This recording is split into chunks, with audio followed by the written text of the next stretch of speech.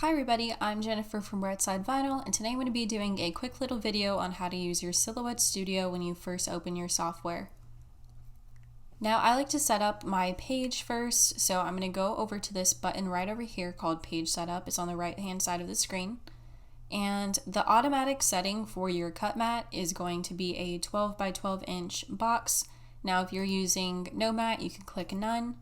Or if you're using a bigger size mat, you can click 12 by 24 or whatever size you need. Now today I'm just going to be using the auto size, which is 12 by 12. Now I'm going to click on this next box right over here, the grid settings, and I'm going to click show grid. This is going to give me boxes right here on my workspace. Now you can change the side of these boxes by clicking right here on spacing. These are 1-inch boxes. Now to show the guides, you're going to click show guides and snapped guides, and you're going to click ruler to use that tool. Now it's going to give you this ruler up here and it's going to measure out your workspace in the dark gray, but the guide tool is going to be how you click and drag down these blue lines. Now these are not going to cut into your material, they're just a guideline for if you need to see if your letters are straight or not. So you can get rid of those by just clicking delete, but that is a super good tool to have, so I like to keep that on. Now next, just to talk about these few tools right up here, you have your page tool. This is going to be good if you're working on multiple designs. You can just click and add a page, or you can also click on this plus button and add a page. Now we're going to delete those. Now this button right here is your open folder. Now this is good if you need to upload an image. You can just click open and select your image and it'll import to your Silhouette Studio. Now this is a save button, your print button, undo and redo. This is your magnifying glass. If you need to zoom in, you click the plus. If you need to zoom out, you click the minus. Now if you want to grab your screen and move it around, you can just click on this mouse, this little hand here, and you can move around your screen. Now these buttons on the side you're going to be using quite a bit.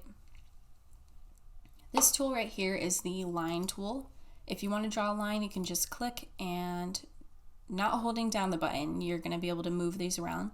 Once you click down, it's going to hold on to that point. So we have a line there. Now there's a few more tools like that. You have this one here. This, you can do the same thing, click and then click again to keep the spot, and you can just keep moving it around till you finally want to let go and end the tool, and just click another point.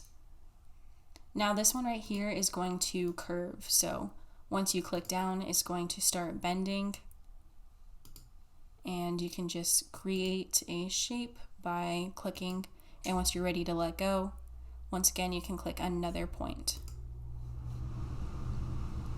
Now we're going to delete those real quick. Now the final line tool is this one right here. You're going to click down, click another spot, and now you're going to get these angles. Now you can create a circle this way, a complete circle, or you can do half a circle or any kind you want, any kind of angle you want. Now only the red part is going to be the part that's going to keep the shape that you're going to be able to cut from. Basically that red line there is the cut line. So once you are done with your tool, you can click the mouse here, click off, and it'll show you exactly what cut line you just created. Now that isn't the only way to create a circle. Right beneath that tool is the shape tool. If you want to create a circle, a perfect circle, you're going to hold down your shift button and drag out that shape. Now if you don't want a perfect circle, you can just click and it'll let you make an oval if you'd like. It's not going to make a complete perfect circle until you hold down that shift button. Now to color your shapes in, you're going to click a shape and go over here to this fill panel and click any color you'd like. Now you can do different colors for different shapes, or you can just put it back to the transparent background here, the grid, by clicking this here. That's the standard setting. Now the same thing goes for if you want to create a square. You're going to click the square tool, hold down for a perfect square, or release the shift button for a rectangle.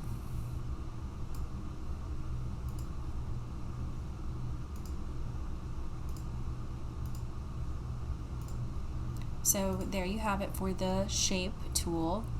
We're going to go ahead and delete this and move on to the next one. This tool right here is good if you don't have any shapes saved to your library, or if you don't know how to trace an image yet, which I will be showing you how to do in my next YouTube video. But if you want to click any shape here, you can just click it, click your screen, and without holding down the button, you can change the size by just rotating your mouse or going out or in or up and down. You can also change the color by clicking that fill panel. But yes, there's a lot of cool things you can do with this here. If you want to make a thunderbolt or Christmas tree. Now the next tool you have here is this freehand draw tool. Now I'm not an artist, so I'm just going to draw a circle as best as I can. Oh my god. Okay, so to edit that, you're just going to click the cursor and double click, and it's going to give you multiple points that you can grab or delete to get rid of some of the harsh corners. But a better way to edit and to get a little bit more help is to use the not freehand draw tool. The computer's going to help you out here, and it's just going to make it easier for you to draw your shape. Now this is a smooth freehand, so as you can see, it is automatically adjusting each point and trying to help me out to make a shape. And you can see that it's giving fewer points, so we're going to go ahead and do the same thing. Click the cursor, double click, and you can control the points here if you need to make it curve more, or if you want to just completely get rid of that jagged point, you can do that by, once again, double clicking, clicking your point that you would like to get rid of, and clicking delete.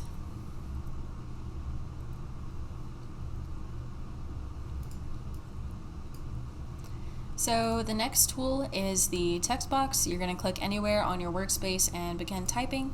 We're just going to do Dog Mom. Now if you need to add or remove letters, you can just highlight it, delete, or you can just delete. As long as this box is green, you're going to be able to edit your letters. Now you can change the color here as well by double clicking, highlighting your entire word, and going over here to the color palette and choosing your color. Now to make this box bigger or smaller, to make your letters bigger or smaller, you're just going to highlight everything, and to make it bigger, you're going to drag out or in by these corner boxes. If you want to stretch your letters up and down, you just grab the up and down boxes here. If you want to stretch it sideways, you can just grab one of the side boxes. So I think that's pretty good there. Now as you can see, you get these little boxes here telling you the dimension of your box and your letters. Now to get rid of the dimensions of the box, you can see it's at 2.750 right now. To get a more accurate reading of how big your letters are, you're going to right click, click ungroup, and you're going to see it go from 2.750 to 1.072. Now this is only the height of your letters. Now by ungrouping, you're also going to get control of each individual letter, so you can move it up and down if you'd like. Say if you wanted to replace this O with a dog paw, you can just completely get rid of that. And to undo that, I left a little shortcut here. Command Z will undo on Mac, but you can also click this undo tool.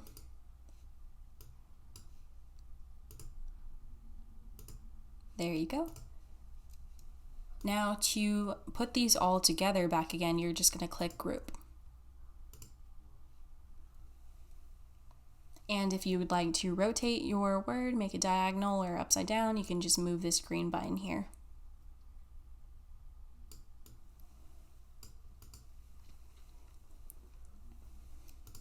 Now here is the eraser tool.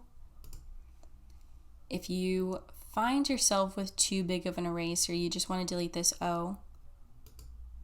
It's obviously cutting into those M's there. You can click undo, change the size of your eraser and make it a little bit finer. That way you get more control of your eraser space. And you can do it just like that. If you want to be quicker and delete everything, you can just increase that size here or type it in manually.